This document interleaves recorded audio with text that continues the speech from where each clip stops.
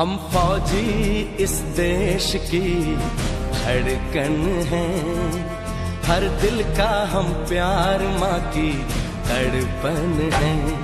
हम फौजी इस देश की धड़कन हैं, हर दिल का हम प्यार माँ की तड़पन हैं। पूरा करने चले हर वचन साथियों, अब तुम्हारे हवाले वतन साथियों।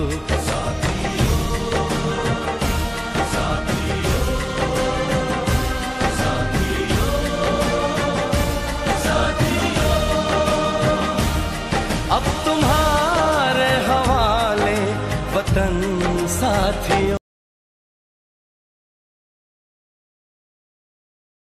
नमस्कार दोस्तों, मैं हूं विनय दास मानिकपुरी और आप देख रहे हैं द बिहान।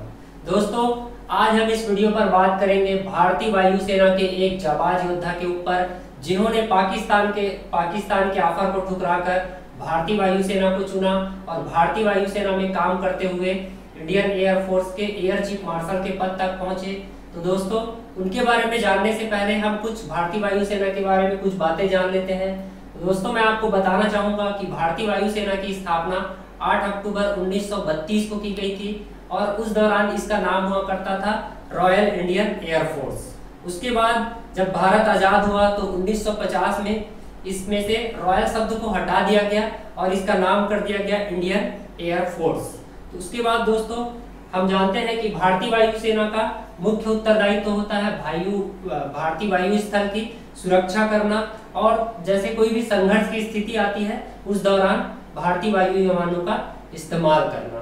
दोस्तों, मैं आपको बता देना चाहता हूं कि भारतीय वायुसेना का जो आदर्श वाक्य है यानी कि मोटो है, उसको कहते हैं, वो वाक्य है नभः स्पृशं दीप्तम्। इसका अर्थ है कि जीत के साथ आकाश को छुओ। इसका मतलब हुआ अंग्रेजी में touch the sky with glory. तो दोस्तों, ये भारतीय वायुसेना का एक तरह से आदर्श वाक्य है नभः स्पृशं दीप्तम्, मतलब जीत के साथ आकाश को छुओ, touch the sky with glory. यह आदर्श वाक्य दोस्तों हमारे गीता के 11वें अध्याय से लिया गया है और यह महाभारत के महायुद्ध जो हुआ था उस दौरान, जो कुरुक्षेत्र युद्ध भूमि था, वहां पे भगवान श्री कृष्ण ने जो अर्जुन को उपदेश दिया था उसमें से इसको लिया गया है। उसी का एक अंश है यह नभः स्पृशं दीप्तम् जो है। तो अब देखते हैं दोस्तों कि आगे इदरीस हसन मोहम्मद साहब जो भारतीय वायुसेना के पूर्व एयर चीफ मार्शल हैं, उनके बारे में कुछ जानकारी देते हैं।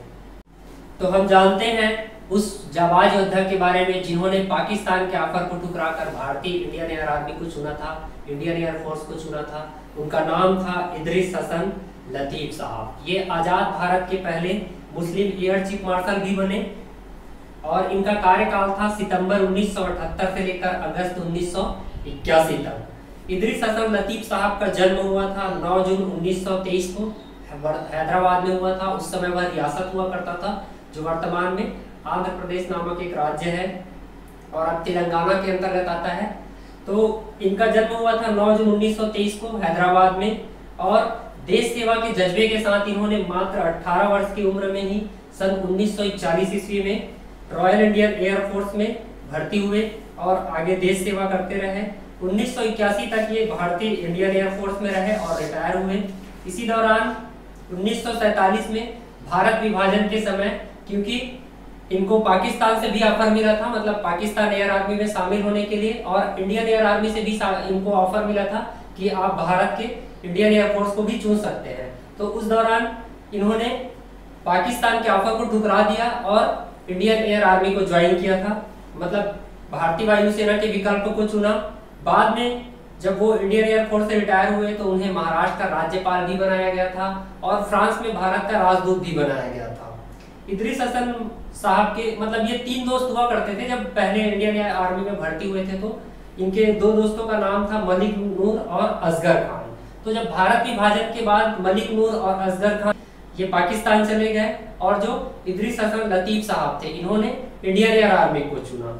आगे चलकर जो मलिक नूर और असगर खान थे वो पाकिस्तान एयर आर्मी के प्रमुख भी बने। वो तो उन्होंने इदरीस हसन लतीफ साहब को बाद में ऑफर दिया था कि आप आकर पाकिस्तान की आर्मी, पाकिस्तानी एयर आर्मी को ज्वाइन कर सकते हैं। लेकिन इदरीस हसन लतीफ साहब ने ये कहते हुए उस ऑफर को ठुकरा दिया कि मैं अपने फौज का सिपाही ही रहना पसंद करता हूँ। तो दोस्तों, अपने देश की फौज में एक अगर हम सिपाही के पद पे भी है और दूसरे देश में हमें बड़े से बड़े ऑफर भी मिले तो उसे ठुकरा देना चाहिए। ये सीख हमें ऐसे महान योद्धा से मिलती है जिन्होंने पाकिस्तान के एक बड़े ऑफर को ठुकराकर भारतीय वायुसेना को हमेशा प्रमुखता दिया है, महत्व दिया है। दोस्तों, बंटवारे के पहले ये तीनों दोस्त भारत के लिए एक साथ मिलकर बहुत सी लड़ाइयां लड़ी थी। इसमें इन्होंने दूसरे विश्व युद्ध में भी बहुत अच्छे तरीके से परफॉर्म किया था। लेकिन बंटवारे के 24 साल बाद यानी कि 1971 में जब भारत और पाकिस्तान के बीच युद्ध हुआ था तो ये दोस्त आमने सामने हो गए थे। उस समय इदरीस हसन लतीफ साहब ने बहुत ही बहादुरी के साथ लड़ाई लड़ा और पाकिस्तान को भारत के सामने घुटने भी टेकना पड़ा था। और उस वक्त इदरीस हसन लतीफ साहब जो थे वो असिस्टेंट एयर चीफ हुआ करते थे, असिस्टेंट एयर चीफ के पद पर थे। आगे चलकर जब भारत आजाद हुआ तो MiG-23 और MiG-25 जैसे लड़ाकू विमानों को इंडियन एयरफोर्स के बेड़े में शामिल कराने में भी इन्होंने महत्वपूर्ण योगदान दिया था। और जब उनके दोस्त पाकिस्तान के प्रमुख पदों पर पहुंचे तो उन्होंने इदरीस हसन लतीफ साहब को ऑफर दिया था कि अगर आप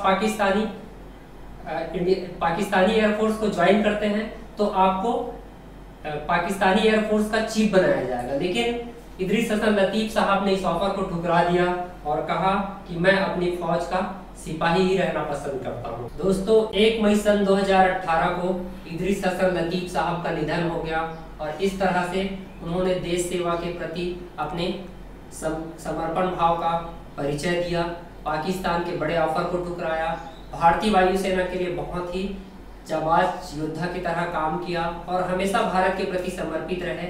ऐसे वीर योद्धा के चरणों में सादर नमन है मेरी तरफ से और हमारी टीम की तरफ से।